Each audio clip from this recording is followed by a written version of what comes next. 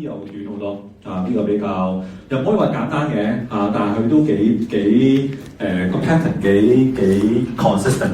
咁June 23出過，17年出過，123年出過，所以咧你話你今次再問咧，機會其實就唔係咁大嘅，所以就可以即係短篇少少啦嚇。嗱，其實咧 IP 咧就跟呢個 AS40嘅你會見到呢個就先學少少 accounting standard。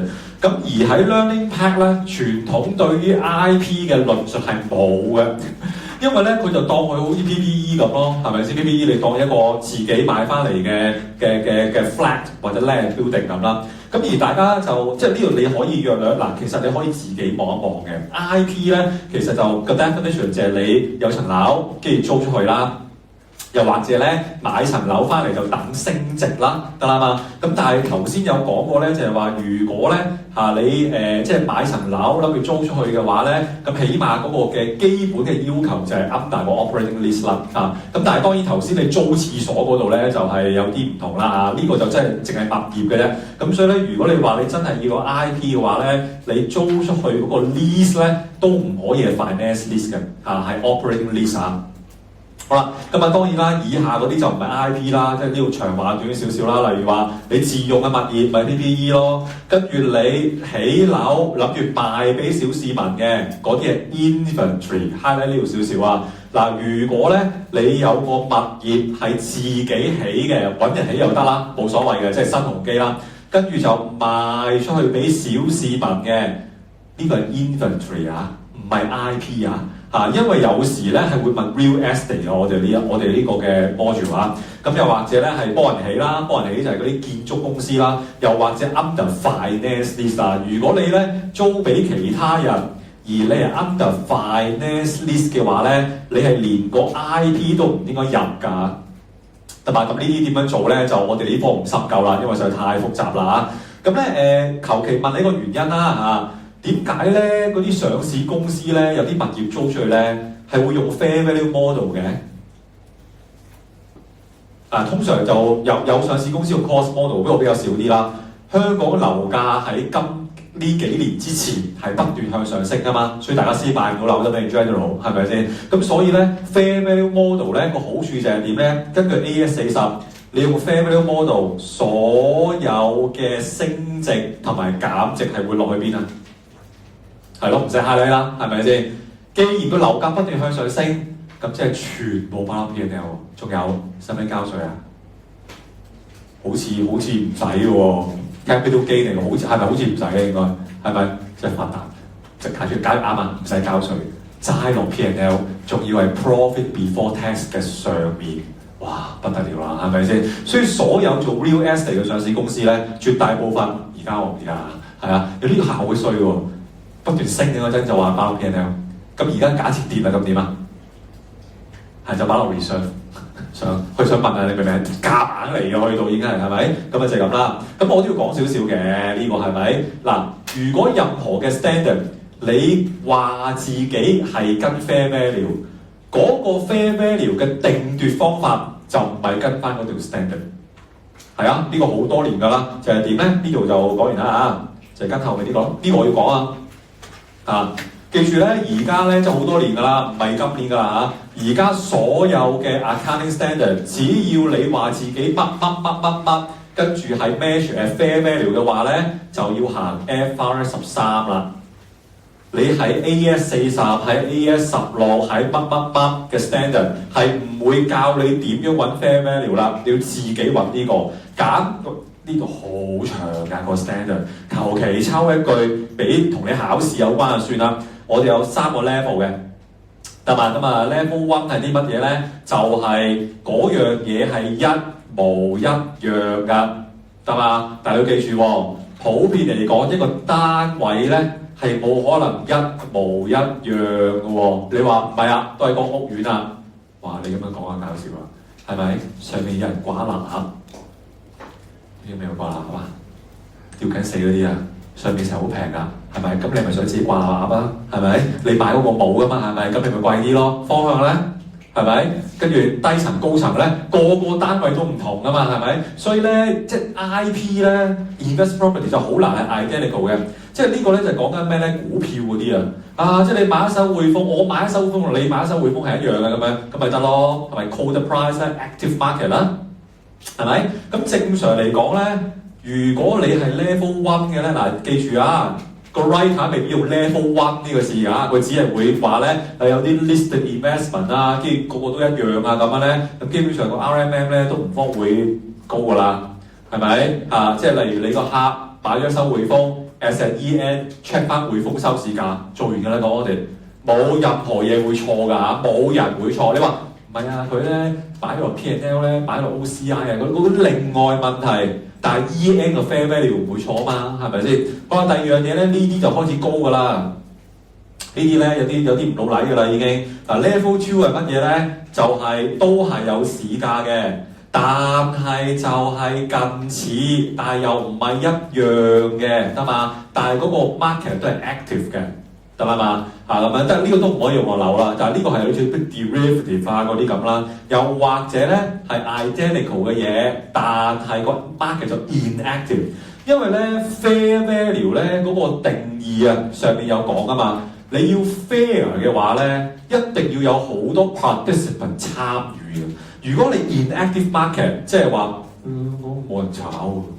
個價冇人炒嘅股票炒唔起嘅，你要經歷過無數嘅交易，你先會證明嗰個 value 係 fair 嘅，係嘛？但係如果你唔喐嘅話，係證明唔到嘅。咁 level 3咧就係 unobservable input。咁呢個最經典嘅例子咧，就係好似 impairment 咁啦。例如話 discounted cash flows 都可以㗎。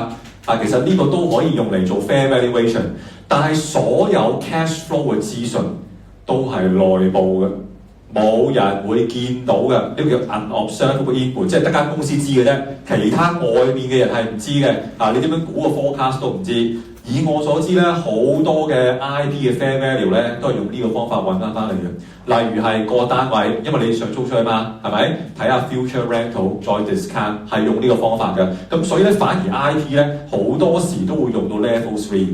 係嘛？但係如果你講到啲 financial instrument 就好難講啦。或者而家我哋講到嘅 crypto 都有機會係 level 1㗎嚇。咁所以呢一啲咧就學咗呢個先啦。咁當然啦，有 level 1嘅用 level 1啦，比較係客觀啲嘛，係咪？咁所以所有 fair value 咧，你見到 fair value 呢個字咧，都係用呢個 standard 㗎啦，得嘛？係咁多啫，得嘛？好，我哋睇下個 passage 啦。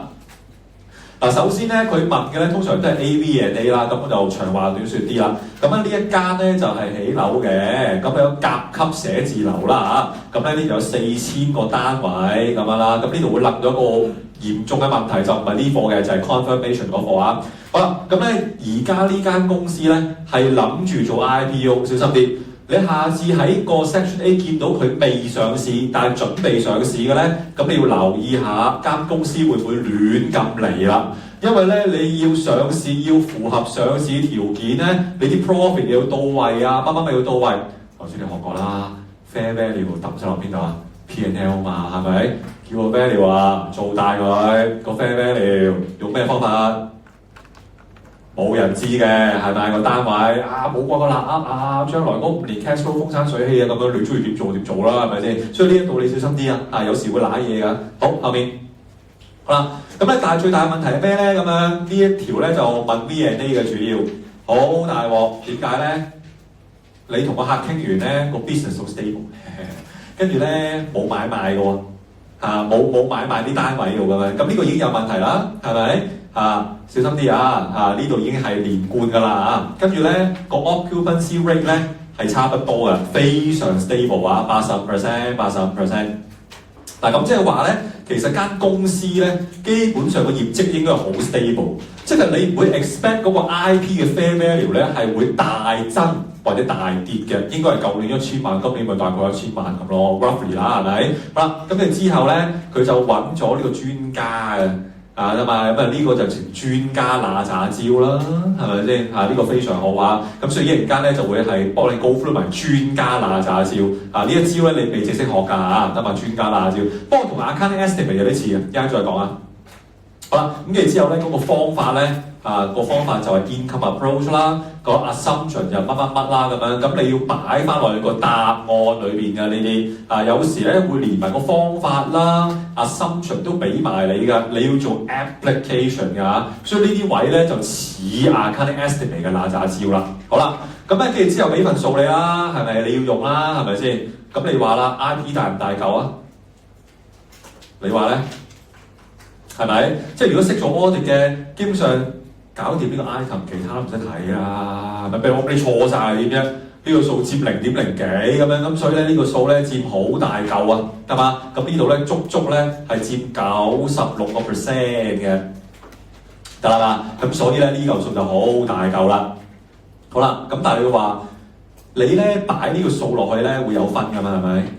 但係你冇發現咧有啲 past paper 咧係計唔到呢個數？點解嘅？佢冇俾 total 你啊，即係計條毛啊，到時候啫係咪？有時好得意㗎，佢係特登唔俾呢個分你執㗎，佢冇 total 俾你㗎。你試下睇下啲 hard paper，有時有時冇㗎，有你咪計咯，冇冇計。係啊，有時好得意㗎，有時呢個唔俾㗎，係嘛？咁啊，另外咧呢個好誇張啊！哇，你睇呢個數真係犀利啦！你睇增加幾多？係嘛？你知唔知你係計唔到 percentage 喎呢度？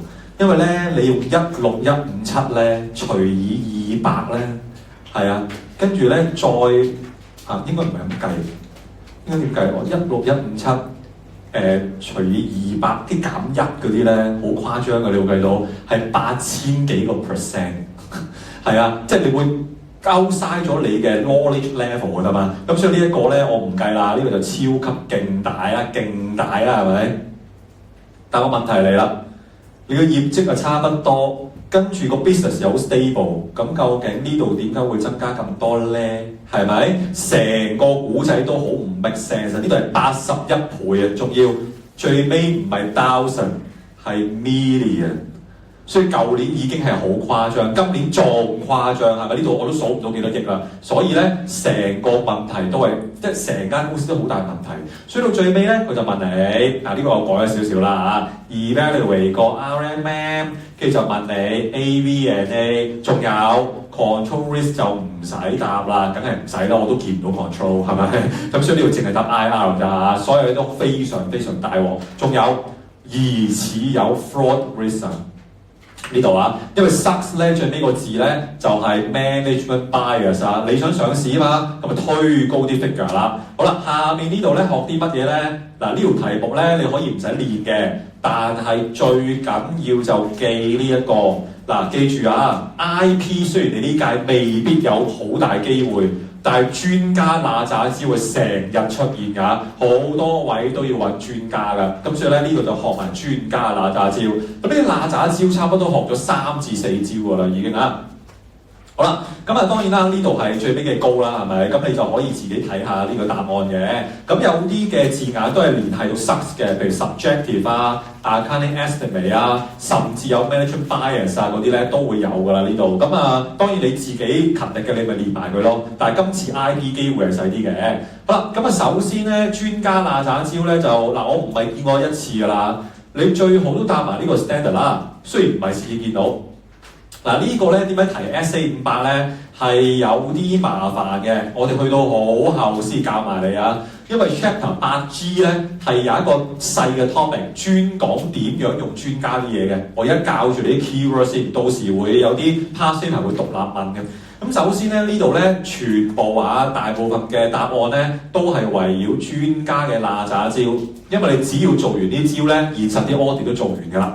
咁首先咧，你就問個專家，即係問個客啦嚇，問個客咧就攞個專家嘅 valuation report 得嘛？咁當然啦呢個係專家個名啦，咁但係其實就個專家做完之後就會俾個客嘅，你就問個客攞嘅，咁呢個名要改啦。咁另外咧，你要衡量咧嗰個專家嘅獨立性㗎。Competency 同埋 capability 啊，同埋 experience 㗎，咁咧有啲答案就會將呢兩個 point 寫埋同一個嘅，其實冇乜所謂，我諗佢都係俾1分你嘅啫，就係睇翻咧個專家咧係咪即係獨立啊，做出嚟個數係咪即係 OK 㗎啦？片面望落去啊，呢個 case 個專家非常獨立啊，係嘛？佢講佢係幫個客咧拱高個數咁滯啊，好大鑊啊！好啦，另外啦，由呢度開始咧，睇埋呢個understand 個 scope 啦，究竟個專家係做啲乜嘢嘅 work 係做落邊度啦？好啦，舉個例子，例如話呢間公司有4000個單位，佢係咪做晒4000個單位嘅 valuation 咧？呢個你要睇個 report 個 scope 啊，得嘛？例如我現實最見過最誇張就係樹林啦。biological asset 啲 fair value， 你要睇下佢做邊個地區嘅樹林啊，包咗邊個 area 啊，咁樣類似係咁啦。好啦，由呢度開始咧，就係你頭先學過嘅 accounting estimate 嘅嗱喳招。雖然你係要依賴專家啲嘢，但係個專家都係估㗎嘛，冇分別㗎。其實問題係個客自己估啊，定係揾專家幫佢估嘅啫。所以你都要睇呢啲嘢㗎。例如係啲乜嘢啊？方法？係咪？例如 assumption 係咪 OK 啦？都係呢啲嘅啫。其實不過呢條題目多咗一樣嘢，就係將你見到嘅方法懟落去，跟住將啲 assumption 你見到嘅懟落去咁樣咯。好啦，麻煩你話俾我聽，題目用嘅呢個方法係咪跟足 FRS 13？冇錯啦。你輕啲就啱啦，你唔使答我嘅，知唔知啊？係啊。我哋考呢科係唔使 comment 呢個方法啱定錯，你淨係話作為一個 auditor，我要睇下呢個方法係咪跟足個 standard， 完咗㗎啦，1分嘅。你答 M11再慢慢討論啦，呢樣嘢係咪？我哋唔使答佢係咪合適嘅，知嘛？咁所以呢度你要寫你睇下係咪合適，跟足個 standard 就完啦。係咪真係合適咧？呢個你唔使再答落去㗎。好啦，下面繼續啊，未完㗎嚇。專家嗱喳招咧，仲有呢度嘅咁樣啦。嗱，因為咧，如果你咧即係跟頭先 cash flow forecast 嗰個咧，都幾類似嘅都其實就未完嘅。咁啊，你要睇下咧嗰個嘅 assumption 啊，例如話咧，你要睇下咧，即係呢個 assess 個 reasonableness，即係個 assumption 啊。例如你要同個專家傾下，點解你會覺得呢啲 rental income 會升咁多咧？啲 factor 係啲乜嘢咧？例如中間有啲經濟狀況啊嗰啲咁樣，咁你要同個客傾咧，就睇下啲 assumption 係咪 reasonable。仲有，如果你對於佢啲 assumption 好懷疑咧，就可以做 independent research 啦。或者 benchmark 其他嘅上市公司都係有收租嘅，都係附近有甲級寫字樓嘅，點解人哋冇升咁多咧？咁樣當然啦，你頭先學過㗎，搭埋呢個落去，唔好嘥，係嘛 ？sensitivity analysis 係嘛？因為頭先 cash flow forecast 咧就未必可以做到 market research 啦，但係呢個可以嘛？係咪？你可以做埋 sensitivity analysis 㗎。咁所以咧呢度總共咧都係 accounting estimate 嘅嗱喳招。嗱，如果咧你溫晒書就發現到咧，你 audit cash flow forecast 嗰個答案其實同專家嗱喳招裏邊嘅答案係重疊嘅喎 ，make sense 啊？得嘛？因為個分別就係有個係個客自己估嘅，有個係個客揾專家幫佢估嘅，都係估嘅啫，得嘛？都係 accounting estimate 啊。好啦，咁啊至於咧呢兩個咧就睇下個情況啦。當年未必答到啦。例如係佢係咪 cover 晒4000個單位咧？個客係咪個 fair value 係真係做足咧？咁呢個就難答啲。同埋呢個啦個 valuation basis 係咪跟足呢個 FRS？其實呢一個咧，我真係算啦。呢一個其實我都唔覺得佢係新嘢，因為頭先咧有個答案咧，其實係重複嘅都。你睇翻第4版咧，呢個位啊。其實係一樣嘅答案，下個 method 係咪 appropriate？咁其實呢個嘅答案咧，同埋你第5版呢個咧係一樣嘅 valuation basis 咪即係個方法，係咪？咁所以你問我，你話如果你喺呢個位就寫埋係咪跟足呢個 HKFRS 啊，甚至寫埋13個名啊咁啦，我都覺得 OK 不過 accounting standard 啲 number 同名就唔使寫咯，你就話 according to FRS 就 OK。咁所以咧呢度就唔算係一個新嘅答案啦，係嘛？好啦，第二條咧就係隔咗幾年㗎啦，佢唔會年年問㗎。你哋嗱，佢都係問 AV&A， 聽完 AV&A 有17年呢條，將個答案原封不動擺翻落去呢度。係啊，所以個 passing rate 點解咁高咯 ？Section A 只要係簡單嘅，當年個表現就會好好多啦。所以咧 December 23嘅 Section A 咧係難啲嘅，所以就即係拉翻勻少少啦個 pass rate。好啦，呢度咧我上堂有提過啊，不過我唔係講 IP 嘅。我想問下咧呢段時間咧，你哋 stock take 點做嘅話，係咪啊？好嘅鏡，佢就講係咪攞個鏡頭咁樣影住咯咁樣，佢將呢個 point 擺落 IP 啊，冇分別㗎。係啊，佢就話咧呢個 client 咧就係有 under covid 啦，係咪？跟住咧當年咧 covid 嘅時候咧，而家過咗去啦。你想走過去，即係佢唔係淨係香港有物業喎，香港有啦，你梗係好想飛過去啦，係咪？英國啦，係咪？咁個問題就係日本同英國啲物業，你點睇啊？你都要做 physical observation 㗎，你要睇下棟樓喺咪度㗎嘛，係咪？但係你 travel 唔到過去喎，咁你可以點樣 verify 個 existence 啊？係啦，佢有個答案就係其實有一份嘅啫，就係話咧，好老實講，呢啲國家咁發達咧，你喺當地國家做 land search 啊嗰啲咧都應該得㗎啦。不過如果你硬係要現眼望下嘅，就叫個客喺嗰邊啊，得啦嘛，就開個鏡頭俾你望下咯，係咁㗎咋。當年我上堂係咁有講過就係，你 stock take 你哋都係用呢方法㗎啦，當年係咪先？嗱，聽住啊，呢啲咁嘅嘢咧，我真係唔知會唔會再問過咗去咯。你唔好諗住 Covid 呢啲咧 past year 出過咧就係等我即係重除 Covid， 考到2026都仲買緊 Covid。喂，阿哥仔，不如咁啊，講打仗嗰啲喎，係咪先？其實打仗一樣㗎咋，係咪？打仗如果而家個客喺烏克蘭有個 property， 你敢唔敢飛過去啊？嗱，係咪先？你可以飛過去睇㗎，係咪先？咁咪一齊打埋仗啦，係咪？咁你個答案咪一樣，係咪？所以就唔係淨係限於 Covid 嘅，例如打仗過唔到去睇咁樣，咁咪又用呢個答案咯，係咪？係呢個有啲價值嘅就係當年其實全部都照擺主碗嘅。好啦，咁當然啦，你問我就即係呢度就都係一啲嘅分數可以攞啦，係咪 IP 啦？我想問一個問題啊，如果咧佢即係而家好多時份數都好仔細㗎嘛，佢有 total 嘅 non-current asset， 亦都有 total asset， 你會比較邊個啊？你明唔明我意思啊？有啲學生係好保守嘅，不如咁啦，我將呢個數計一次落呢個位，咁再比較呢一個，咁兩個寫晒咯，萬無一失 ，OK 嘅，你寫得快 OK。但係普遍嚟講咧，以我見到 Hustler 咧就係呢個係 non-current asset 一部分。個 writer 就唔會用呢個 total 嘅，通常用 total asset 嘅。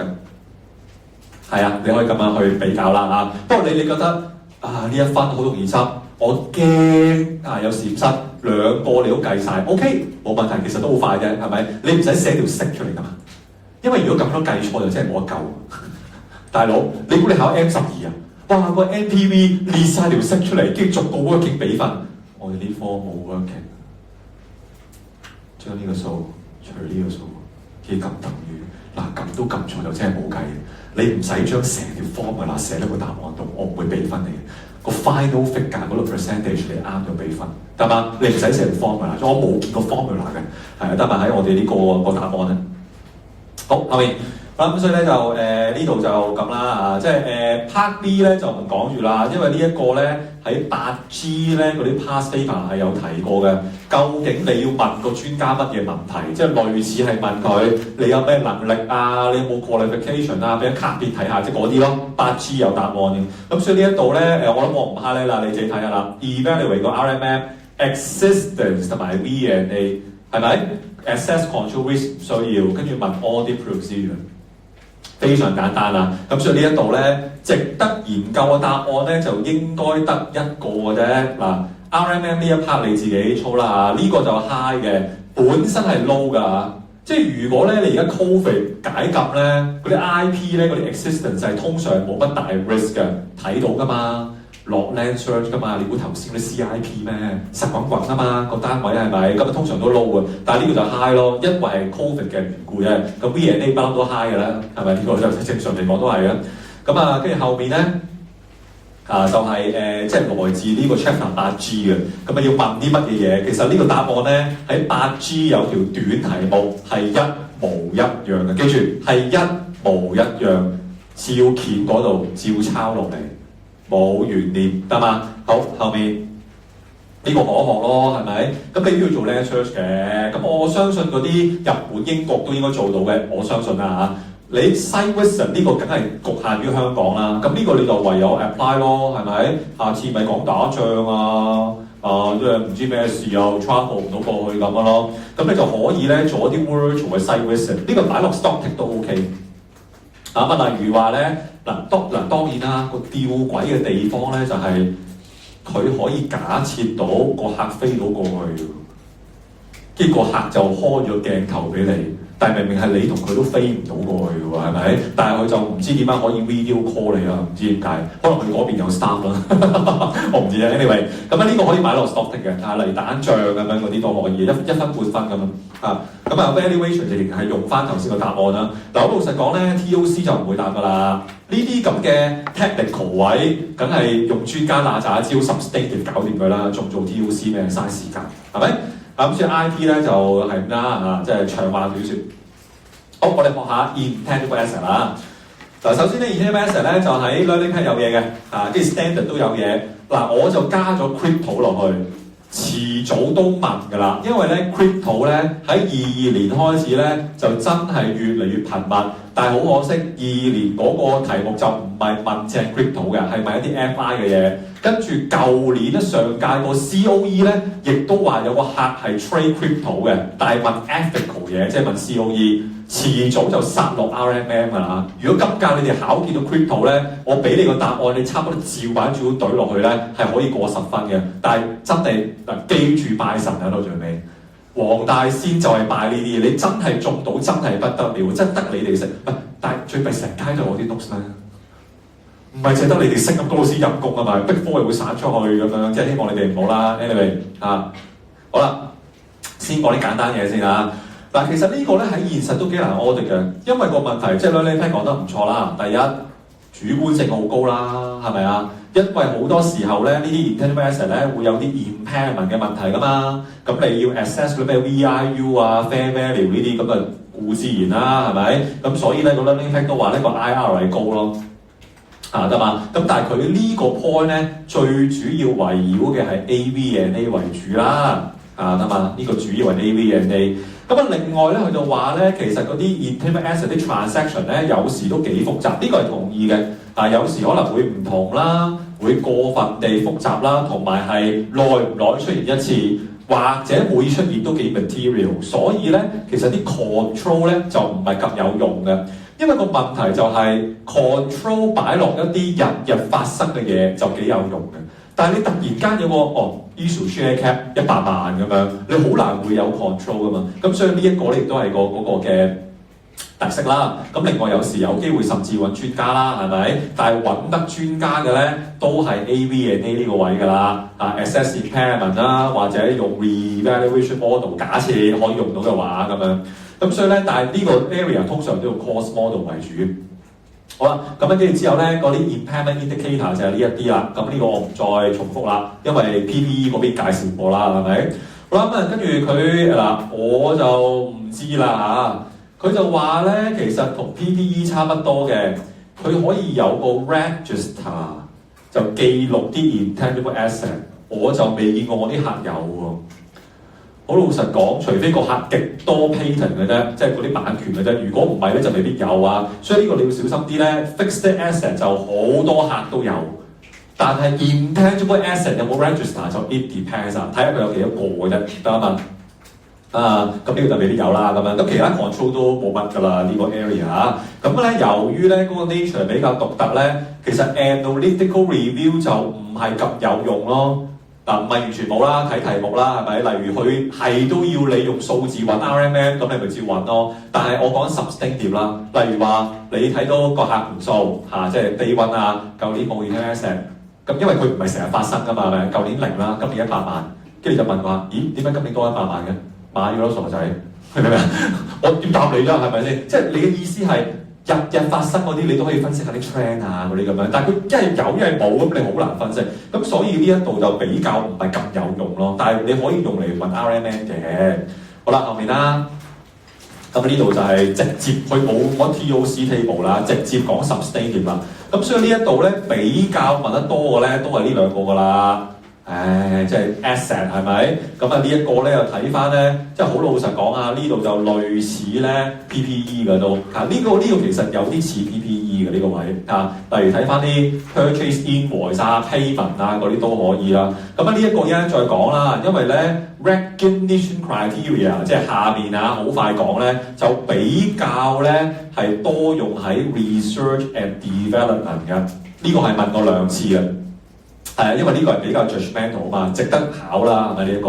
咁啊 V&A 好難講啦，一陣再講。呢個都幾似 PPE 嘅嚇，因為你要明白到佢都係跟 AS36，都係咁樣 assess impairment 嘅，都係用翻頭先 impairment 嗰啲 accounting estimate 啊嗰啲嘢嘅啫，攞個客嘅 cash flow forecast 啊，跟住睇 method 啦、assumption 啦、data reliability，所以咧其實都幾似嘅呢一度啊。咁啊呢一個會唔會問到你咧？咁就機會問啲，因為都係嗰個俾嘢啦。Non-current asset held for sale，PPE 教過你啦，同一味嘅啫。因為咧，如果你有 PPE 同埋 intangible asset 咧，你當初嘅原意都係想用嘅啫，唔係想賣嘅。你去到突然間想賣咧，就兩個都會中呢個 FRS 㗎啦。咁呢個唔再講。好啦，咁啊睇一睇 AS38啦。咁當然啦，呢樣有個 definition 啦，係咪就唔係 PPE 啦？呢個係 without physical substance 嘅。嗱，如果你要去 recognize 一個 intangible asset 咧，係絕不簡單嘅。呢個當然會 hit 到 existence 啦，甚至你可以話少少 AV&A 啦，主要係 existence 啦嚇。咁啊，你可唔可以入數咧？咁呢啲嘢你要知㗎。第一，你要 identify 到獨立有嗰嚿嘢啦，例如 patent 啦。例如間公司可以 control 到嗰個嘅 asset，咁即係話咧間公司可以運用呢個 asset 能夠 generate 到 economic benefit 嘅。第三咧就係、是、當然有 probable 嘅 benefit 啦嚇。第四就係個成本能夠 measure reliably。如果你中晒4樣咧，你就可以入啦。所以咧普遍你要入嘅話咧，你係最低限度係要買翻嚟先入到數嘅。買翻嚟嘅話咧，你就有 payment 啦，亦都係屬於間公司嘅啦，亦都有 economic value 啦，因為你俾咗錢出去買啊嘛，係咪？跟住個 cost 可以 measure by 個 payment reliably 啦，所以你唔俾錢嘅話咧，其實你係好難中到嘅。我成日話咗個例子嘛 ，KFC， 你覺得啲雞好唔好食啊？即係有啲人覺得好好食啦，我都成日食嘅 OK 啦，係咪？佢話做啲雞咧要 formula 嘅，例如啲雞冇頭㗎嘛，係咪啊？灌支管入去㗎，餵嗰啲營養㗎嘛，假設㗎嘛，佢嗰條 formula 整啲雞嗰條 formula 係冇辦法入到數㗎，因為你冇買條 formula 翻嚟咧，你係做唔晒呢個嘅，就算幾隻錢都入唔到嘅。他朝有一日係邊個入數咧？就係、是、有人買起 KFC 喺人哋個 console 度就入到數。點解我會買 KFC 用10億？其中有1億係因為呢條 formula 好值錢 ，KFC 自己入唔到數。咁啊，第二個例子咧就係、是、例如話球會啊，嗰啲明星即係呢個 ACCA 問過啦，好深啊，當年嗰兩球會舉個例子，例如話好多年前，例如話曼聯譬如皇馬買 C 朗咁樣，由曼聯買過去咁樣，你買唔到嗰個人，嗰人係去咗球會，但係其實個轉會費咧係俾咗另外一個球會噶嘛，係咪？嗰、那個轉會費咧就例如我俾30億歐羅咁樣買起咗 C 朗咁嘛，嚟皇馬踢咁啦，係咪？咁皇馬嗰盤數咧就會見到30億，就會有個 right of from 個 C 朗咁啦，我就可以箍住 C 朗幫我喺嚟緊唔知幾多年咧皇馬踢波。咁喺皇馬盤數咧，嗰、那個 intangible asset 就會係屬於個 right 去用 C 朗嚟幫個球會踢波，跟住贏到咗獎杯啊嗰啲神咁樣。但係你記住喺皇馬自己盤數咧，係永遠冇辦法將 C 朗呢個人擺落去班書度。呢個就係個分別啦，係嘛？你可以擺個版權，即係你買 C 朗個 right 去幫你踢波，可以呢嚿係 intangible asset， 但係嗰個人啊係永遠唔可以啊！嗱，咁唔好講 C 朗啦，好多年前曼聯咧青訓嘅時候，咪好多碧咸啊嗰啲培養到出嚟啦，佢冇買過嗰啲係青訓培養出嚟嘅，你可唔可以將青訓培養嘅碧咸入落曼聯盤數度啊？係唔可以噶嘛？係咪先？當然碧咸係有 physical substance 啦，係咪？咁但係呢啲係一啲例子啦。咁所以咧，以下嗰啲咧係冇辦法入到數嘅。係啊，例如話係呢啲啦 ，internal generate goodwill 啦 ，brands 啦，呢啲啦 blah blah blah， 所有嘢呢一啲都係要擺落 P&L。咁即係話你要留意一下咧，個題目有冇提過呢啲唔入得數嘅嘢啦。如果有提過嘅話，而個客係擺咗落去盤數度咧，咁就好大件事啦，得啦嘛？咁所以呢啲你要知啦啊！好啦，咁另外後面咧就再引起另外一啲問題啦，就專針對 AV&A。嗱，大家都知咧，呢度係要 amortize 㗎啦，頭先見過啦，嗰、那個 private paper 係咪 useful life 啦？咁但係有啲 intangible asset，例如真係 cryptocurrency 嗰啲咧，你真係好耐㗎喎，係咪啊？有啲係 indefinite 嘅 useful life，咁你就冇辦法計到 amortization。咁啊，上次解釋過啦。如果你連 amortization 都計唔到，或者都好難計啊，因為個價值係 last for 好耐，咁你就要做 annual impairment review 咯。記住，風生水起都要做啊！明唔明？我上次有解釋過呢個啦，係咪？好啦，咁所以咧 useful life 嘅話咧，就即係呢個係 finite 啦。如果有嘅話，咁你就做 amortization 啦。咁所以咧，如果係 finite 嘅 useful life 咧，由於你已經每一年有減值，所以咧，如果你要做 impairment 咧，就有 indicator 先需要做嘅啫，冇就唔使啦，得嘛？咁呢個就之前講過啦。好啦，咁另外啦，其實呢個就比較難嘅。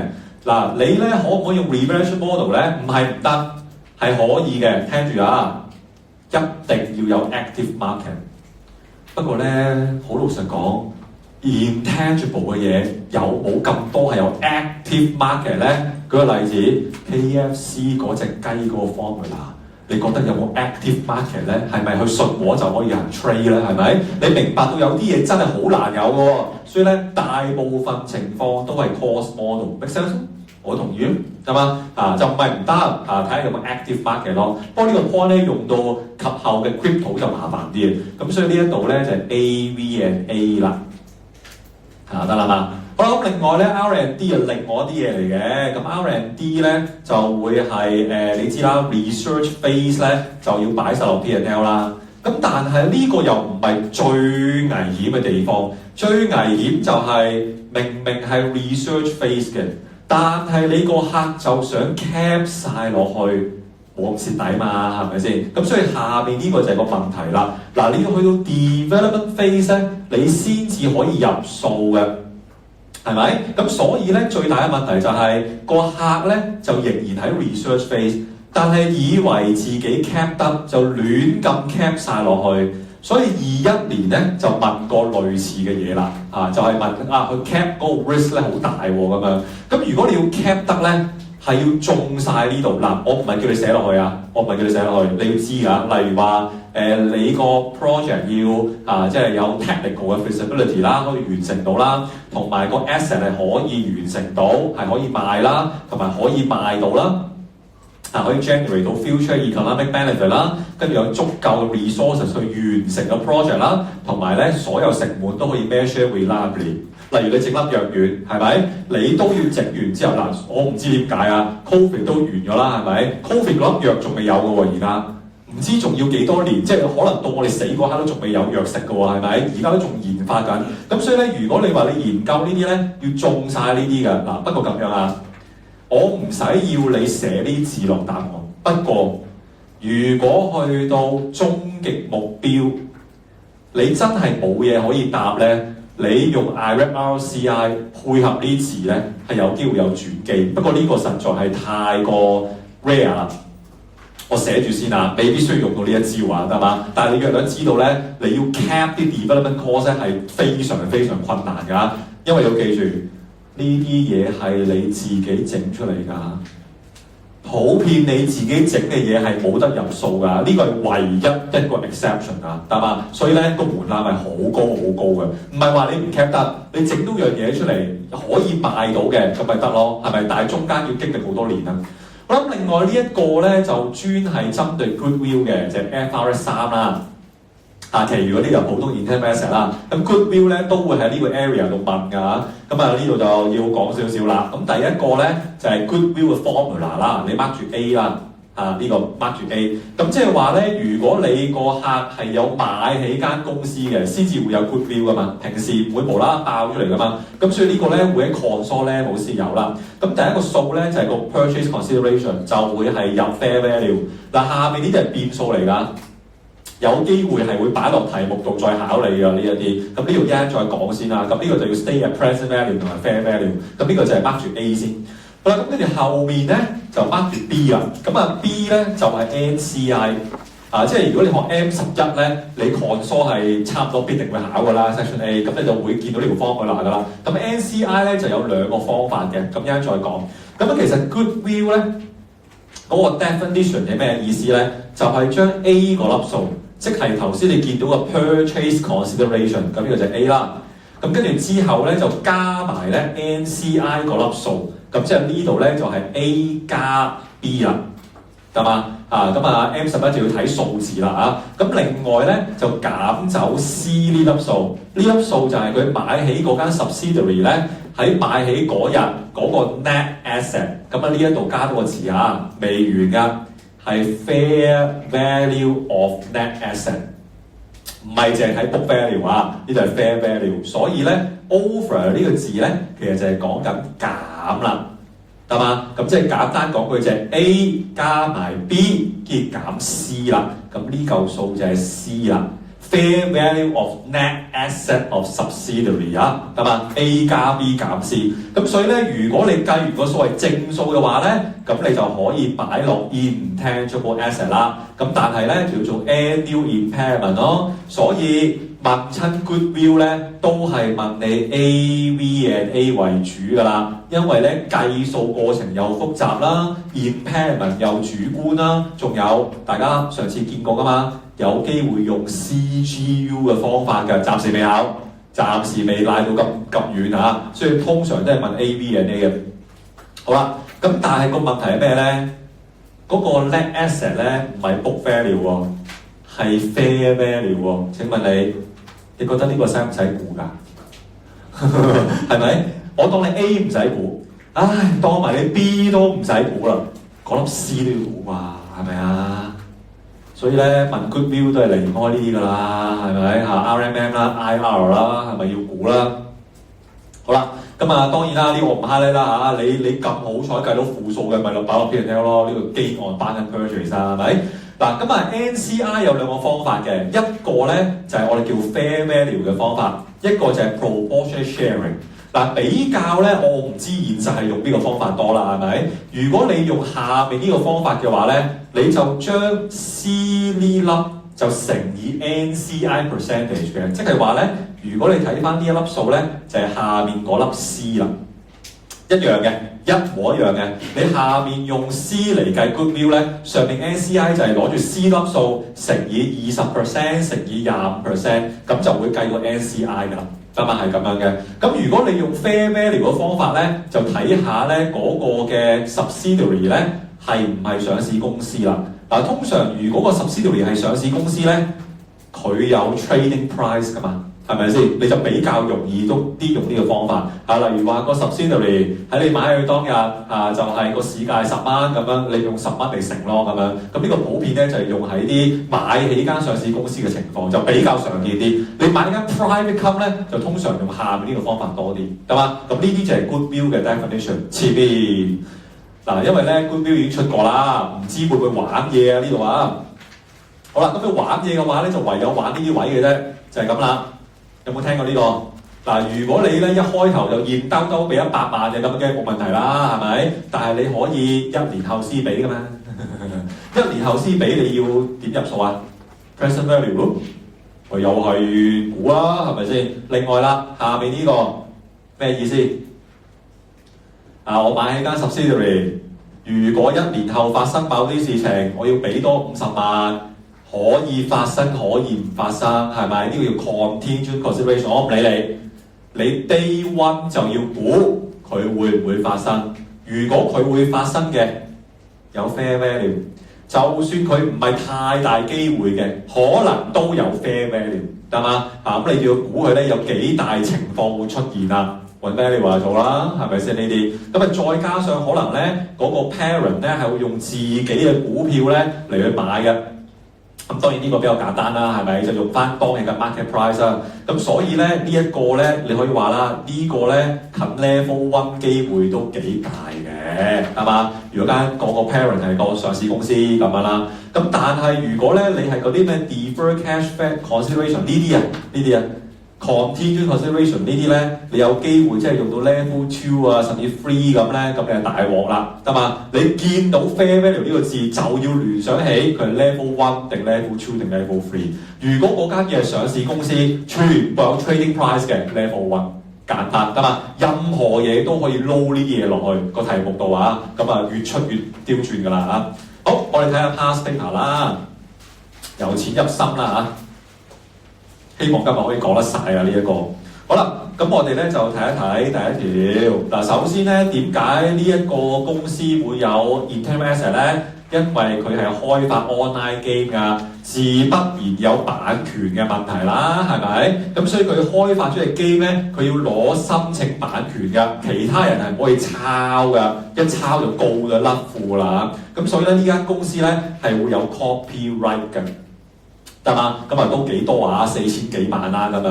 咁呢條題目咧就好得意喎，幾得意喎呢度 evaluate 個 RMM， 睇住啊 intangible asset。但係佢冇同你講邊個 assertion 喎，佢就係話 key 啫喎，得嘛？嗱，你要合格咧，最低限度要見到咧，佢真係 mention 個 AV&A 啊，得嘛 ？Copyright cost 跟住 impairment loss 跟住 amortization 跟住 useful life 大把嘢俾你噏，得嘛？咁所以呢一度咧最低要合格嘅限度咧就係 AV&A， 得嘛？咁你睇到呢句嘢啊？都唔慌係撈啦個 RMM， 對嘛？冚唪唥都要估嘅。3至5年你點樣證明係3至5年咧？好老實講，嗱我就好耐冇打機啊，因為我等緊 GTA 已經等咗好多年㗎啦，但係第6都未出啊，但係我仲玩5年。跟住咧一隻 game 咧，其實可唔可以玩到5年啊？得唔得㗎？有啲都得嘅，出續集嗰啲咯，係咪？同一集玩唔到咁多，所以你都要問咧，係咪真係可以玩到咁耐？得啦嘛，咁所以呢一個咧係高嘅機會都非常大㗎啦，得嘛？識答啦。好啦，咁但係佢問你 key assertion 咧個意思就係話仲有冇第二個 assertion 你會比較留意嘅咧咁樣？咁 AV&A 第一個 learning pad 都教啦，咁 E 可能會係第二個啦 existence 啫嘛，係咪？但係呢條題目就冇乜提嘅。佢冇講過話啲 copyright 點樣 register 啦，成個過程都冇資訊嘅。咁但係咧呢度就有一個好簡單嘅答案啦，就係如果你係 copyright，你要 register 你要俾錢噶嘛，係咪？有 contract 噶嘛，咁所以咧呢一個咧錯嘅機會就比較低咯。原因咧就係啲嘢比較明確啊，唔使估嘅，有 contract 啦，跟住之後有 payment 啦，有晒啲 copyright 嘅 agreement 咁樣啦，咁所以咧嗰個錯誤機會係比較低嘅呢個但係個死位就係 AV&A 啦，最主要啊。好啦，咁下面就係問你咧，究竟你要做啲乜嘢啦，咁樣啦。嗱，好老實講句咧，呢度得5分咧，咁啊有啲同學都會同我討論嘅，例如話。嗱咋知會有幾樣啦 ，IA 啊冇關，專家冇關，咁究竟 TOC 你答唔答咧？咁樣得嘛？咁好老實講咧，有啲題目你同我 argue 咧，我都冇話你錯嘅，係咪先？成條題目都冇提 control， 又冇提佢有漏洞，咁如果你要答 TOC 咧，我都覺得我會原諒你嘅。當然個答案冇啦。咁但係如果你寫得快嘅話，都係阻你，譬如1-2分鐘，你答3個 point 落去，跟住繼續答，唔好放棄啊！繼續答，我都原諒你嘅。呢條題目我話，但係你可以答 TOC， 我都覺得 OK。仲有冇其他咧？係咪？既然條題目寫得咁清楚，係咪先？咁你要用啦，係咪先？但係呢個 accounting estimate 啦，呢個要用啦，呢個要用啦嚇，咁頭先 PPE 有晒答案㗎啦，係咪？你個 estimate 咧就係針對落去 impairment loss 啦，跟住針對落去 useful life 啦，得啦嘛？咁你已經好高分㗎啦，得嘛？咁頭先有條 pilot paper 俾你照答咁滯啦，係咪先？咁所以呢一個咧係非常之易答嘅。咁但係個問題就係existence， 咁你點答咧？係咪先？呢個就可以 refer 少少 learning pad 啦，係咪？嗱，由於咧嗰個 existence 係唔難去即係 audit 嘅話咧，你 inspect 個 contract 或者 payment， 即係佢 register copyright 嗰份嘢就夠㗎啦，已經得嘛？咁所以呢度就得1分嘅啫，其他4分咧就係 AV&A， 主要係針對 AV&A， 即係你可以話呢條題目你完全冇理到 existence 咧，你都合格嘅。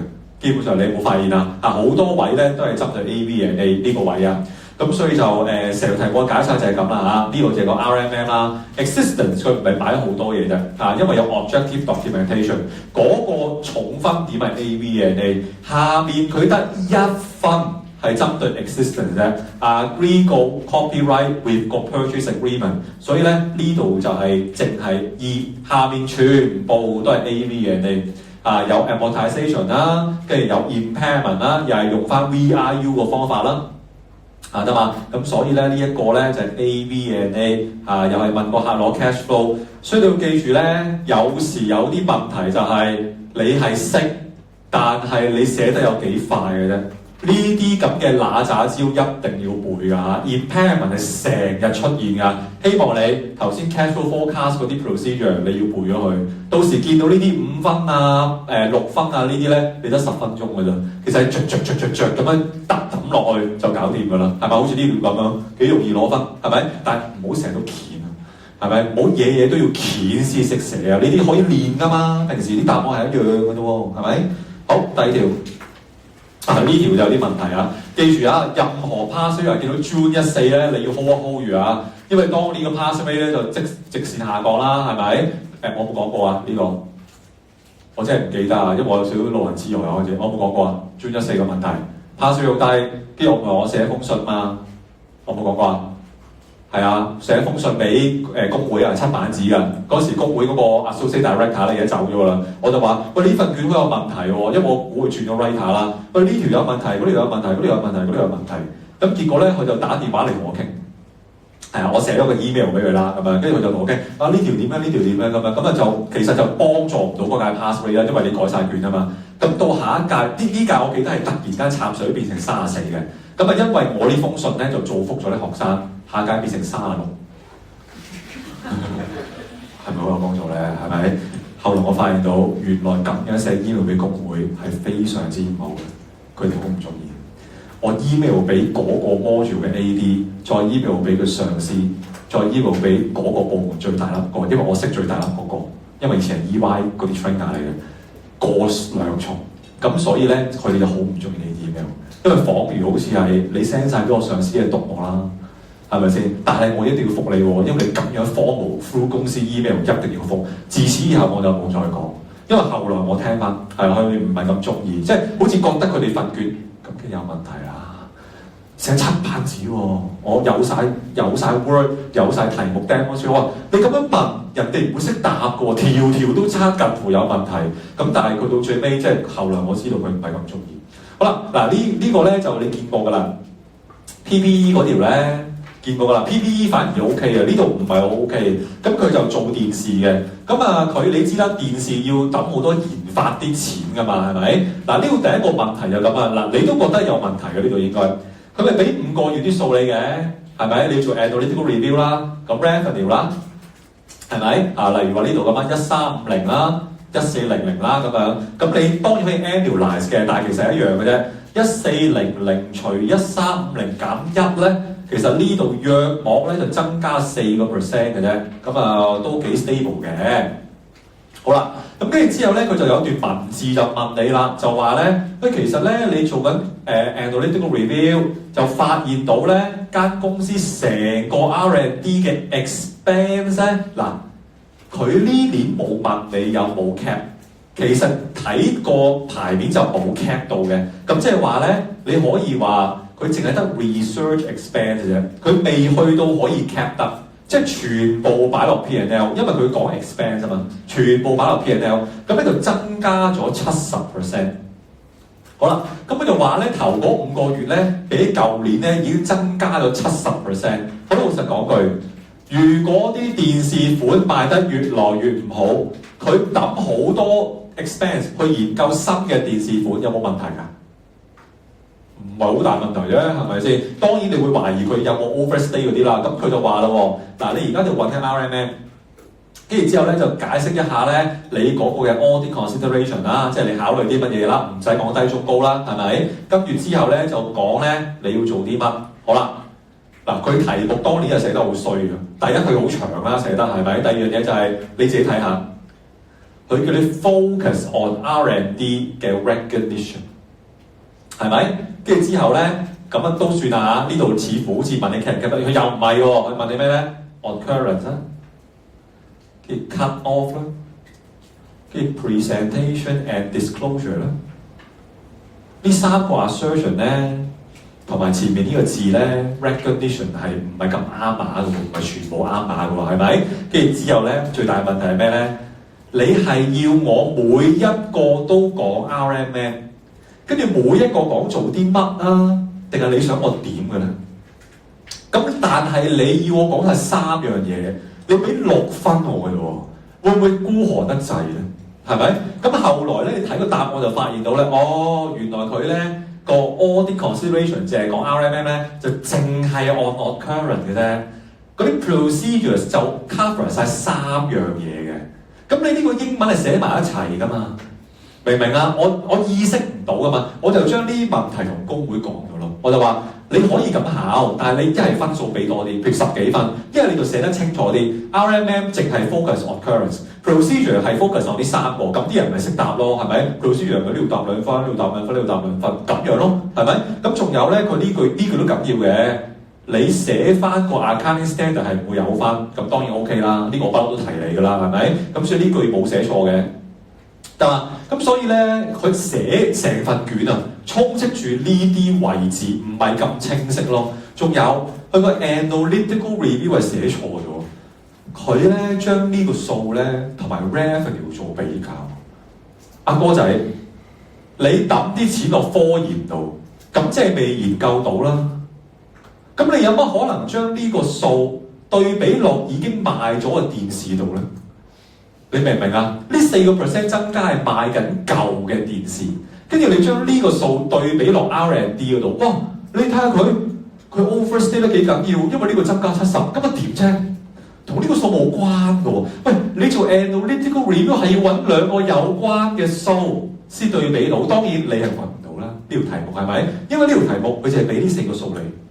咁點啊？我揾唔到喎，係咪？所以咧，你淨係用呢個咧，我都冇乜特別咯，係咪？即係我好難咧，用你呢度對比，跟住就話佢有機會 overstay 喎。你係咪咁答啊？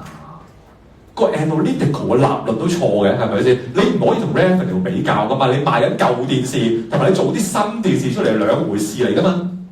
係咪？咁所以咧，呢個 analytical 亦都錯咯嚇。咁但係呢度就得一個好處嘅啫。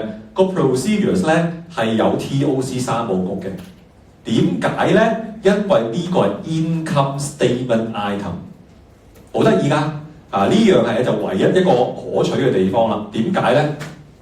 原因就係當你見到 income statement item，例如係 expense 咁啦、revenue 啦、cost of goods sold 啦，佢一年當中發生好多次。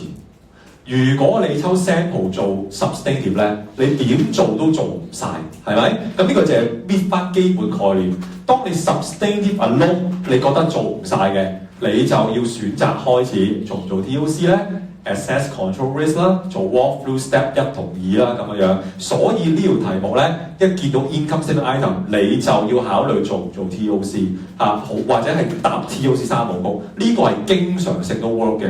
咁多年出 income statement item 咧，近乎差不多每一年都有 TOC 3部曲，除非 control 爛咗嘅啫。咁所以呢一度咧就係咁樣解拆咯。嗱，好老實講啦，呢個 analytical review 我就覺得係唔 make sense 啊，所以呢度就無謂學啦，無謂學啲錯嘢啦。咁TOC 3部曲咧就分別喺呢個位啦，咁呢度啱嘅，咁已經攞咗2分啦。但係你又會問啦，因為呢啲就係寫卷嘅問題啦。點解佢唔分開3個 point？ 點解將1同2 step 1同2夾埋同一個 point？ 我唔知。啲 writer 中意點寫就點寫嘅，係嘛？咁所以 anyway 啦，你照分開3個啦，係咪？不過呢一度咧，你要改嘅位咧，就係譬如話 R&D 嘅 expense 呢啲你要改啦，得嘛？譬如你寫 recognition 咁啦嚇。咁跟住之後咧，你就可以話咧呢度好多，因為呢個答案好亂嘅都。嗱，由呢度開始咧，去到呢個位咧。就係針對咧睇下先呢度請我先，呢度係針對 occurrence 嘅，因為佢叫你針對3個 assertion 啦，係咪？全部都係 procedure 嚟嘅。呢度就係 cut off 啦，咁呢個你可以 ignore 佢啦，得1分都學唔到啲乜啦，係咪？呢個 occurrence 呢個 cut off 啦。好啦，咁但係呢一度咧，主要咧就係針對咧呢個答案，你可以望一望啊。例如話咧，問個客攞個 breakdown of 個 expense 啦，跟住就問咧個客咧點樣會增加啦，咁呢個都要嘅。呢個就係做緊一個 analytical review 啦，係咪？下面都係啦 analytical review。咁另外咧就 review 翻呢個 voucher register， 睇翻有冇啲大單嘅怪嘅 R&D 啦。咁另外咧就係睇下 supply invoice 啦，呢個要睇啦，係咪？跟住呢度呢4個咧就針對 occurrence 嘅。好啦，咁但係咧你會有啲怪啦，其實呢度係個答案係邊度嚟嘅咧？嗱，其實咧呢個位咧係有啲特別嘅。其實呢個咁嘅答案咧係喺來自舊 Learning Pack 嘅 purchase 嗰一 part， 咁你去到 purchase 嗰 part 會見到㗎啦，因為後面我哋會講 income statement item 嘅 revenue 啦、purchase 啦、cost of goods sold 啦，咁而呢一度咧其實係一樣嘅。佢咧有時個答案咧問你乜乜乜 expense 咁咧，佢就會用呢一個框架嘅，係啊，但係好少問 expense 嘅，最接近嘅 payroll 啦，同埋有一次問 commission 啦。咁所以咧呢啲咧就泛指一啲 expense item 嚟㗎嚇，你會見到 occurrence 啊 cut off 啦。好啦，咁跟住下面呢度咧就都係針對 occurrence 為主㗎，得嘛呢一度。咁但係咧呢度有好多答案咧，因為未必答到嘅當年啲人因為咧你做 R&D 咧係有好多 lab 嘅人㗎。喺 lab 裏邊研究嗰啲咧 engineer 啦，或者生產藥丸嗰啲有 lab 啦，咁所以呢度咧係會撈到 payroll， 係啊，即係你喺 payroll 個 area 嗰度咧係會見到啦嚇。咁呢度就 ensure 咧冇嘢可以 cap 到啦，咁呢個同意嘅係咪先？你冇嘢 cap 到，咁即係你仲係一個 very early 嘅 stage 啦，就唔應該俾個客 cap 到啦，係咪？咁呢一啲嘅答案咧，譬如話 inspect 嗰個 project detail 啊。或者同啲 technical manager 傾已經係類似頭先 AS38啲 criteria 㗎啦，你會見到個答案。咁呢個答案我又唔係要你學嘅，得嘛？一陣間會再同你 overall 再睇一睇呢個 point。咁另外呢度到最尾咧就係以前嘅舊嘅 assertion 啦 ，presentation and disclosure， 以前係夾埋一堆嘅，而家冇啦。而家係分開嘅，咁即係話呢度咧就係簡單話咧，究竟個客個 disclosure requirement 有冇跟足個 standard 嘅啫？嗱，後面你要 disclose 啲乜咧，係冇可能會要你寫㗎，係啊，從來都唔使要你寫要 disclose 啲乜嘅，淨係話你 disclose 啲嘢咧跟足個 standard 就算數啦。咁所以呢條題目咧，你都可以話都有啲用嘅。因為佢當年要答晒就冇可能，但係你有好多資訊嘅，你明唔明啊？例如下次答 expense 啊嘛，你可以喺呢啲嘅 past paper 度揾啲答案出嚟啦。咁所以呢條題目就唔合格嘅，咁但係就俾咗好多資訊咁樣咯。你可以話都有啲用咁啦，對之後嘅學生。好啦，咁June 21咧呢度就再將咧唔係14將第一條再深化啦。嗱，第一條咧係正常嘅，但係就冇問你 cap 唔 cap 得嗰啲問題純粹就係針對 AV&A。呢條題目就針對 cap 唔 cap 得啦。嗱，呢間公司就都係做 R&D 嘅，但係佢就係賣化妝品嘅。咁女士們應該知道咧，啲化妝品係越嚟越多加啲營養又唔知點樣又搽咗又好犀利咁嗰啲咧。咁所以佢有 R&D 嘅。咁咧佢咧就喺日本咧就有個 R&D 嘅 centre 嘅，本身有一個，但係咧由於佢啲化妝品好賣佢今年咧再 set up 多另外一個，前後就2個 centre 㗎啦。咁跟住之後咧，就係佢就 set up 咗另外一個咧，就專生產一啲 skin product 俾啲咧長者嘅。咁其實長者都唔使再搽㗎啦 anyway 可能俾比較大年紀啲㗎啦，係咪先？好啦，咁跟住之後咧，佢呢度有個問題嘅，就係咧，佢真係亂咁 cap 㗎呢度。佢點咧？佢就開始 cap 咗一啲 development cost， 但係睇住呢啲 product 係 to be released 小心啲位咁即係話咧，佢研發咗啲新嘅產品，準備推出市場。嗱，呢度就有個問題啦，佢 cap 唔 cap 得咧？係咪先？你要有 criteria 喎，係咪有 marketability 係咪賣到不過你推出冇人賣嘅喎，係咪？所以呢個位就係嗰個重災區，佢未必一定 cap 得。得啊嘛？呢條題目成條題目就圍繞 cap 唔 cap 得，冇人問過 impairment 啊，小心啲。係每次問個 assertion 可以一樣，但係其實啲 focus 有啲唔同啊。咁另外咧，咁呢度都幾好喎，個 development cost 咧，呢啲有一執嘅喎。呢條有一執嘅喎，係咪 ？payroll 啦、depreciation 啦，同埋 overhead 啦 ，overhead 咧 infantry 都會較少少嘅。所以咧個 development course 咧，如果你要作啲 procedure 咧，都要逐個寫 inspect 啲乜啊，做 retest 啊，咁你都執到啲分。所以咧某程度上咧 cap 唔 cap 得呢個位咧就難答嘅。但係由於佢有 breakdown 俾你，呢度個數係代表呢啲，你揾翻頭先嗰啲答案懟啲入去咧，都執到啲分嘅呢一度啊。好啦，咁啊首先睇盤數先。嗱咁啊，佢問 R&D 嘛，自不然就要即係講呢個數啦，係咪？嗱，舊年係262喎，今年係65喎，咁即係話咧呢度就下跌咗差唔多一半有多噶啦。請問你點解嘅？係好戇居啊！點解跌咗嘅呢個位？佢 cap 咗嘛？題目有問啊，點解？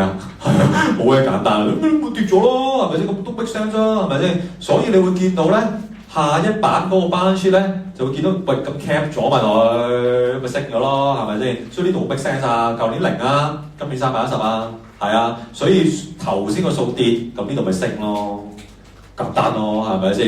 嗱，咁樣只係解釋咗你 cap 咗某啲嘢咋，冇話你 cap 得啱啊，得嘛？佢只係咁問啫。好啦，所以咧佢就有個幾怪嘅問法嘅喎，就係話咧嗱咁咧衡量下嗰個 RMM， 唔係佢衡量咗啦，唔好意思啊，衡量咗嗱，針對 capitalization 嗱，所以咧呢度咧就唔係擺落 P&L 啦，淨係針對 capitalization。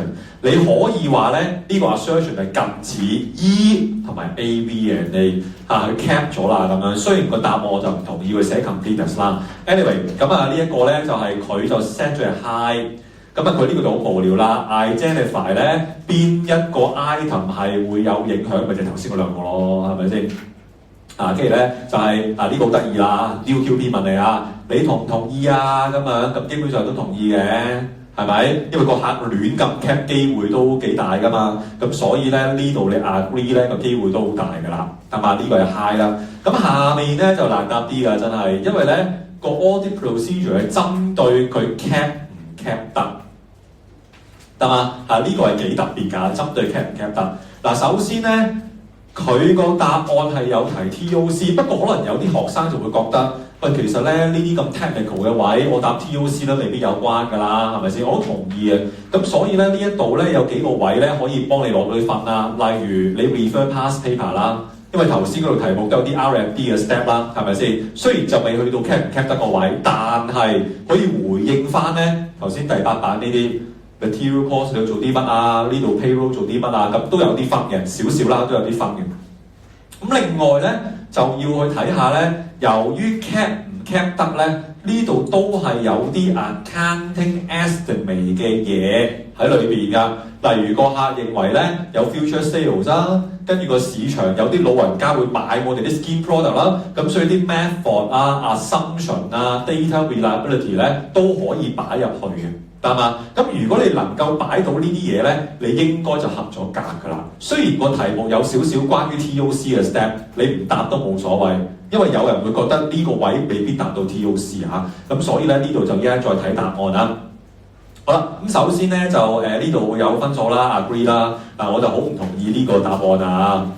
mention completeness 做咩啫？係咪先？呢個唔答 completeness 㗎嘛，照道理應該答 existence 㗎嘛，係咪？你而家要我針對 cap 咗嗰啲嘢嘛，係咪先？咁所以咧呢度就 AV&A 啦，同埋 existence 啦，會比較 make sense 啲啦。咁跟住之後咧，其實就好無聊嘅呢段嘢，我唔 highlight 啦。其實咧就解釋翻個題目啦，你起咗個新嘅 development center 啦，咁跟住之後咧就 cap 咗某啲嘢啦，咁樣樣。咁但係咧由於咧你今年先開始 cap 咧，其實個客就有機會 cap 錯咗 ，may not be appropriate capitalization 得嘛？咁呢個就係個最大嘅問題啦，佢未必可以 cap 得。例如啲貨係咪即係賣到咧？係咪？呢個係新 product 又未必真係會咁好賣嘅喎。你係咪 fulfill 曬 AS38 cap 唔 cap 得嗰啲咧？記住 AS38 嗰6個 criteria 唔好列出嚟啊！答案唔會列出嚟㗎，唔會將逐個列出嚟，你唔會有分㗎。所以呢一度咧就咁答啦。好啦，咁後面嗰個答案咧就我幫你分類啦嚇，呢一度。嗱，舉個例子咧，嗱第一個我諗你就唔好答啦，因為甚少見。accounting policy 呢個字咧就甚少見，咁你就唔好答。嗱，其實咧呢度咧就唔係太多關於 TOC 嘅。understand the process 同 control 咧就似乎係同 TOC 有關啦。下面呢個咧咩 review management approval process 咧，呢個係好少見呢啲答案嘅，因為咧 TOC 三部曲就常見啦，但係淨係話咩 review approval process 係好少見。咁你話咧真正同 TOC 有關嘅咧，都只係得呢個位嘅啫，但係佢又冇寫晒三部曲嘅喎。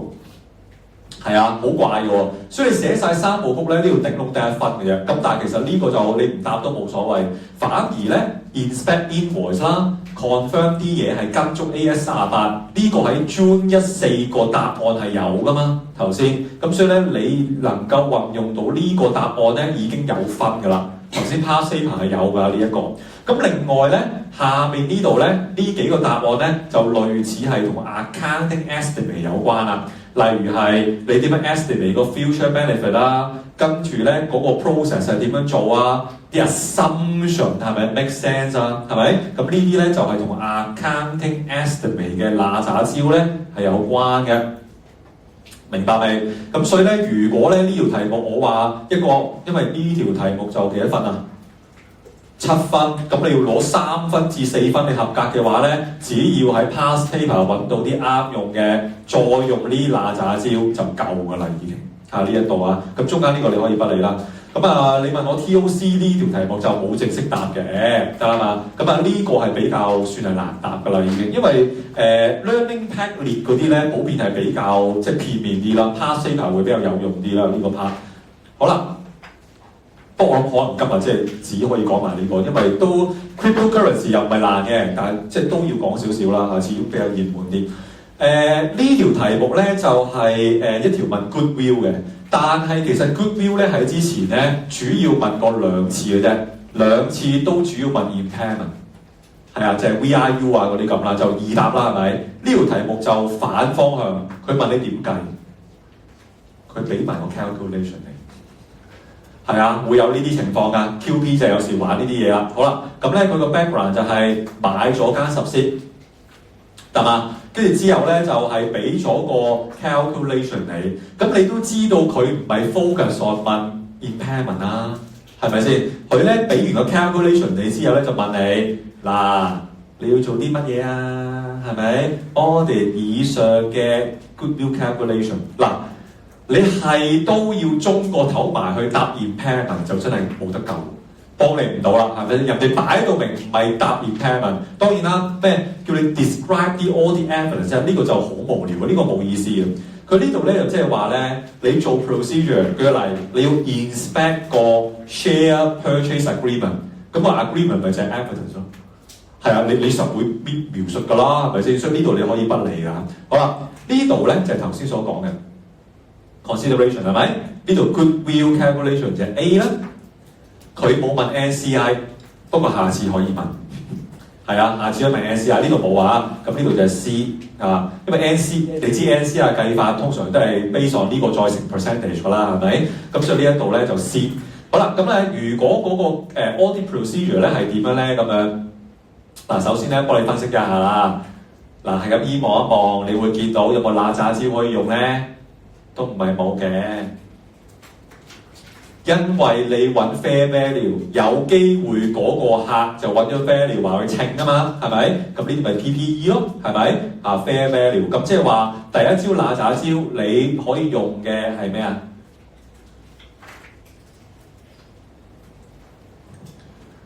呢度問12分，我好相信。當年有好多學生都中過呢啲招，都冇得怪你㗎啦。不過呢條有22分鐘咧，可能有啲人會合格咁樣咯，但係高分又唔得。大家搏命答專家嗱喳招，嗱呢啲又係一啲出卷嘅弊病。如果你答專家嗱喳招咧，其中一個要訣咧你要留意啊，就係個題目有提到專家嗰個名，例如公司名，咁就一定會有專家嗱喳照，例如 IP 頭先嗰條有，得嘛？或者啲專家嗱喳照係有開過專家個名，呢度淨係話 based on external valuation， 得嘛？所以咧，如果你答專家嗱喳照，你由頭到尾答晒落去，連埋啲 method 啊、assumption blah blah blah， 你估下你呢條有幾多分？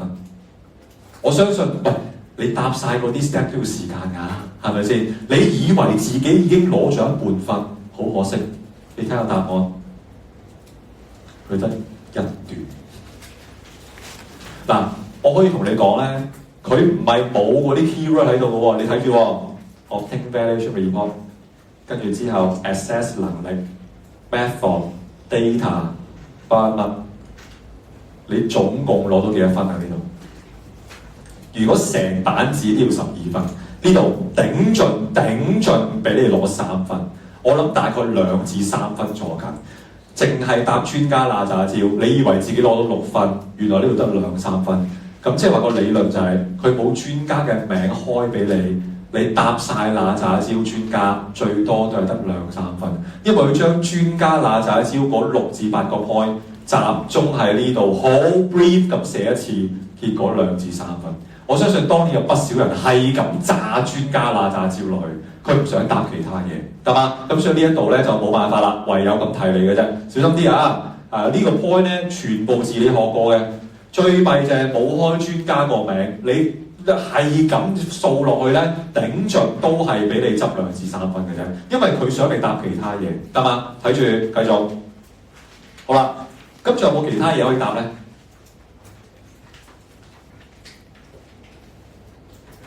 仲有冇其他嘢可以答咧？係咪？好啦，咁啊諗下啦嚇。其實呢度都有夾少少話 accounting estimate 㗎啦，好老實講啊。咁咧呢條題目咧，答到 TOC 嘅機會都好低啦，係咪先？人哋擺到明問你點樣 audit 個 calculation， 你梗係全部做 substantive 啦，係咪？咁所以呢條題目咧 TOC 都用唔到㗎啦，係嘛？好啦，咁啊至於咧可以話俾你聽，喺呢一屆之前問得 goodwill past paper 全部都集中 impairment， 你明知同 impairment 冇關㗎嘛，所以你可以咁講啦 ，past paper 都幫你唔到啦。請問你得翻一招嘅啫喎，咁個招係咩啊？個招唔係放棄啊，唔好意思，喺我字典裏邊唔教呢啲㗎，係咪？咁你就得翻呢個嘅啫喎。嗱，你要記住喺呢一刻，即係而家都係叫做4月啦、4月尾啦、5月頭啦，仲有2個月到啦。你未温到熟呢啲咁嘅 thinking process， 去考試嘅時候，到你温到熟晒咧，可能1分鐘內你就會知，你一望就知道有冇嗱喳照。past paper 有冇出過？我可唔可以鉗 past paper 去 modify 啲答案，定係要自己寫？呢個 decision making process 係唔過3分鐘。如果你啲嘢好熟嘅話，如果啲嘢唔熟，就用5至10分鐘去諗呢個 thinking process。呢條題目啱啱就係做10分鐘，咁就完咗啦。齋諗嘅啫，乜都冇寫落去。縮短個 thinking process 嘅原因就係你啲嘢好熟。如果你記咗大部分嘅話，你知道呢條係冇問過，自己寫啦，得嘛？好啦，請問你第一 consideration 有啲乜嘢 IRAP-RCI 可以答？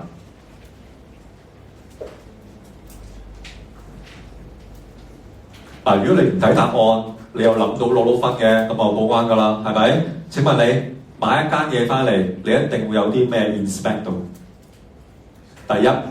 呢度有冇啲咩 defer consideration 啊嗰啲啊？冇嘛，係咪？咁我當呢個2萬蚊咪一炮過俾咯，係咪？咁如果呢個數係買間公司嘅，你一定係有嘢 inspect 到嘅 S&P agreement 係咪 ？Sale and purchase agreement 呢個係一定有噶嘛？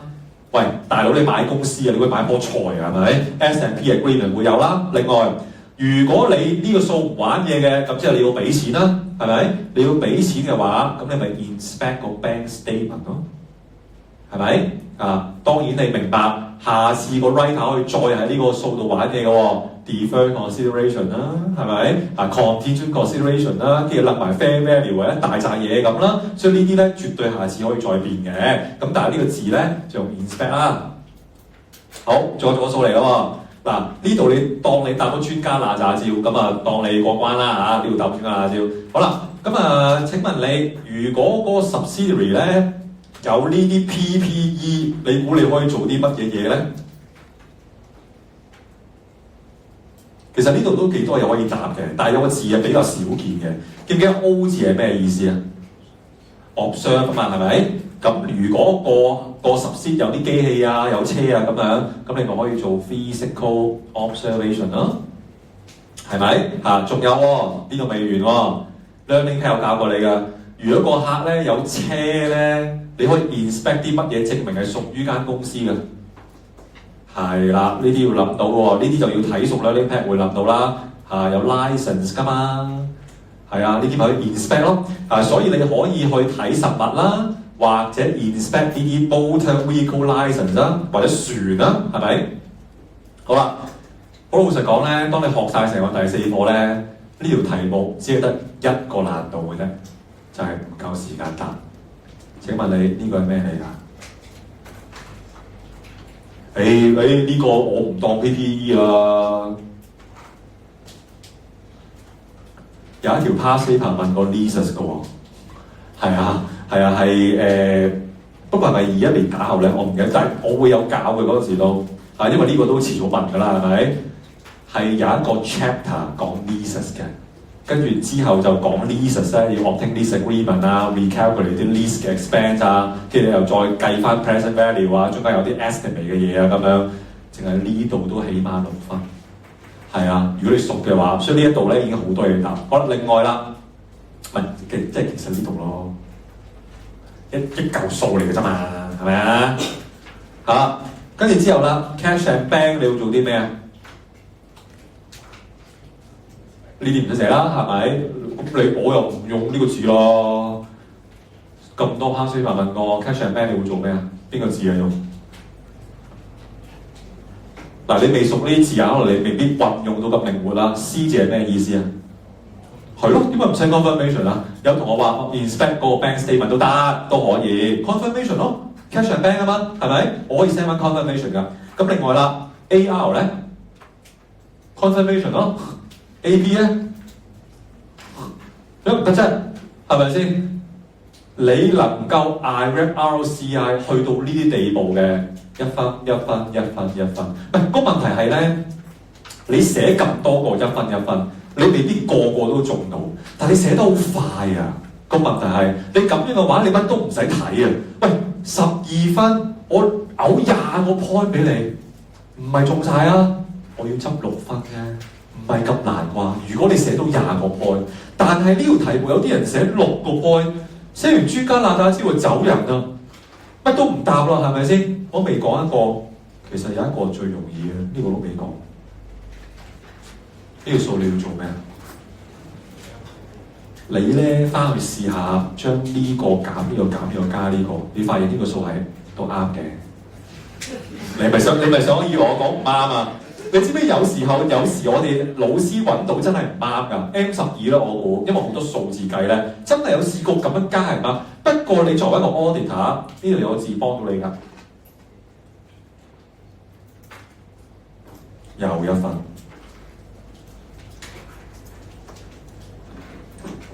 嗱，我未教晒啲 area 係咪？即係我想講嗰個 crypto， 不過今日講唔到。個問題係咧，嗰個 feeling of passing M13就係類似有呢個遊人嘅程度。第一，我可以做少 conclusion， 全部呢啲都要熟，嗱喳招背咗，嗱喳招背咗。而你一望就知嗱，合格能力係一望就知呢條題目我唔用，呢條題目我用到點解？跟住之後就彈個答案落去，佢唔會到扣分㗎嘛，寫落去先啦，係咪？咁跟住之後啦 ，past paper 有冇任何嘢係可以有關嘅？呢個步驟要你背晒 past paper 係冇可能，但係你熟悉嘅程度係，例如話你好中意温書嘅時候。自己開個 Microsoft Word 寫低呢一版字呢一版類似係呢一啲，你哋中意做呢啲，我覺得 OK， 因為你咁多年 past paper 你冇可能記得晒，用 sticker 又得，不過用 sticker 有個問題就係你太多 sticker，到你做最尾呢份嘢貼咗幾十萬個 sticker 喺側邊，而你嘅字係得咁細，而你根本睇唔到嗰個 sticker 係寫啲咩喺上面，你一定遇過呢個問題。我寧願勸你自己開個 Word， 跟住抄低，因為我冇做嗰啲啦，係咪？例如話，呢個11至12版呢個咧，大概係講啲乜嘢嘢？你到時如果要抄 past paper， 就喺呢個 Word 嗰度你自己備課時候、温書嘅時候可以做到呢樣嘢。我冇辦法做到咁仔細俾你。所以有啲同學勤力嘅咧，佢又可以咁樣做，佢就會好快揾到呢個 past paper 類啫。June 14問個 R&D 係咪？嗰度類似係有呢答案可以 refer， 掀開嗰版，跟住再 modify。咁你如果有呢個 thinking process 嘅，你就會好快知道我要自己寫啊，定係可以依賴以前嗰啲。有時考 QP 每一科都係你冇辦法揾到啲嘢係一樣嘅，係好 common 嘅，得嘛？而你肯自己寫嘅話，每個 bullet point 一個 procedure 10個字之內 inspect document 嘅名，問邊個 recalculate， 其實咁樣嘅質素仲高。其實人哋想你寫啲貼題嘅嘢，唔係想考你永遠都要揭，永遠都要揭開萬一屆，寫翻同一個答案落去，你嘅 tailor made 嘅 quality 會好差。你只係搭咗一大扎嘢落去，但其實未必 relevant， 得嘛？如果假設我入去考嘅時候，我可能好多條都用呢招，嗱打招我會答，係咪 ？past paper 我可能都熟嘅，係咪？但我未必需要鉗㗎啦。我自己寫到出嚟啊！我自己 rap 到出嚟啊！你明唔明啊？係咪？因為我知道呢個係話 agreement 噶嘛，呢個可以做 analytical review 噶嘛，呢個可以 send confirmation 噶嘛，我就咁寫出嚟咯，我唔使 refer past paper， 咁我就可以好快做完呢條去做啲 corporate governance 去做啲 COE 啦，係咪 ？COE 你可以記到啫，可能簡單啲啊，但係呢度太多啦嘛，係咪？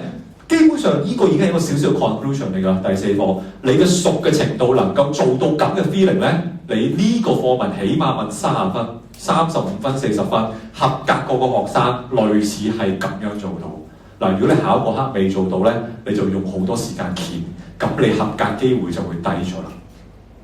大概咁咯，大概係咁啦。當然啦，你可以練啦。係咪先？死練爛練咁，你都係會寫得快啲㗎。我唔係話你識好多嘢喎，你只係練到好似藤原拓海揸車咁啫嘛。我成日話佢托住個頭揸車㗎嘛，係咪？你能夠練到咁嘅，哇！我一見到就嗱嗱咁樣，咁你實寫得快啦。但係你用幾多時間練先？係咪先？你要明咗先練啊嘛。好啦 ，overall 咧呢個答案就我冇嘢想講嘅。你其實個答案係多過我頭先講嘅，但係就我唔要啲咁 detail 嘅答案咯，我要一個 bullet point 大概10個字之內就可以完㗎啦，因為咁樣寫實在太過耐啦。咁呢個答案你自己睇啦。咁佢最尾咧，呢個就係今日嘅總結啦。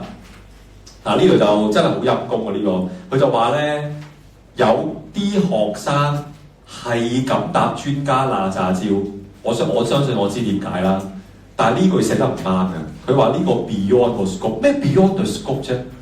你話有用 external valuation 㗎嘛？係 inside 個 scope。你應該寫話啲學生淨係答呢個，但係就其實個答案係要 require 你答多好多其他嘢。呢個唔係 outside 個 scope， 呢個係 inside 個 scope， 但係只係太過 focus 啫，得啦嘛？咁咧呢啲咁嘅嘢咧，你要注意啦。第一，屆都有嘅，係啊，屆都有嘅。咁就咧咁好老實講啦嚇，呢句寫得幾好嘅。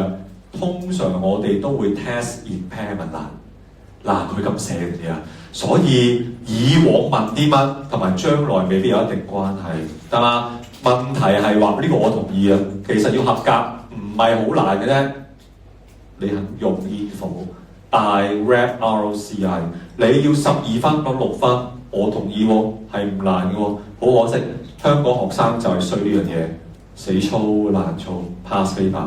操完之後，佢永遠都唔識轉彎，照答翻 impairment， 因為我操過2次，呢條唔係問 impairment， 我都照答 impairment， 咁就墊底嘅，得嘛？記住啊，操 past paper 唔係唔好但係你要即係識用啊，得嘛？冇辦法啦，今日開唔到啦，費事講少少㗎嘛，禮拜4再講啦。好，禮拜4見，繼續搏鬥 RMM 啦。